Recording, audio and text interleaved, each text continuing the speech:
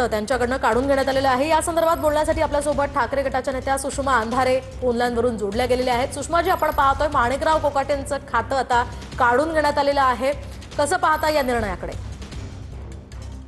मला खातं काढून घेणं म्हणजे शेवटच्या क्षणापर्यंत प्रयत्न करत राहणं। ऑनरेबल कोर्ट या संबंधाने शुक्रवारी सुनावणी घेणार असं म्हटलेलं आहे आणि कोकाटेंच्या बाबतचा निर्णय शुक्रवारपर्यंत पेंडिंग ठेवलेला आहे।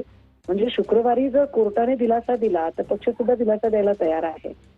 त्यामुळे पक्षाने ही गोष्ट लांबणीवर टाकलेली आहे। पण मला वाटतं की असं पक्ष अधिकाधिक आपली प्रतिमा मलिन करून घेत आहे, कारण जितके दिवस मुंडेंचा राजीनामा लाभला होता तितके दिवस रोज राष्ट्रवादी काँग्रेस ही चर्चेत होती आणि वाईट अर्थाने चर्चेत होती। आता सुद्धा महापालिका निवडणुकीच्या तोंडावर ही पुन्हा पुन्हा चर्चा अशी जितके दिवस ती चालत राहील तितका जास्तीत जास्त डॅमेज हा राष्ट्रवादी काँग्रेसला होणार आहे। मात्र एकूणच या संपूर्ण प्रकरणामध्ये खरं तर वारंवार आरोप केले गेलेले होते आणि तुम्ही म्हणतात राष्ट्रवादी काँग्रेसला याचा डॅमेज होऊ शकतो। त्यामुळे आधी मुंडे आणि त्यानंतर माणिकराव कोकाटे हा राष्ट्रवादी काँग्रेसला खरं तर मोठा धक्का म्हणावा लागेल। या संपूर्ण प्रकरणामध्ये आता मुख्यमंत्र्यांनी शिफारस केल्यानंतर त्यांचं हे मंत्रिपद काढून घेण्यात आलेलं आहे। त्यानंतर एक महत्त्वाचं म्हणजे मुख्यमंत्र्यांनी कोकाटेंना लपवल्याची सुद्धा टीका करण्यात आलेली होती। या संपूर्ण प्रकरणामध्ये आपलं काय मत आहे या संदर्भात?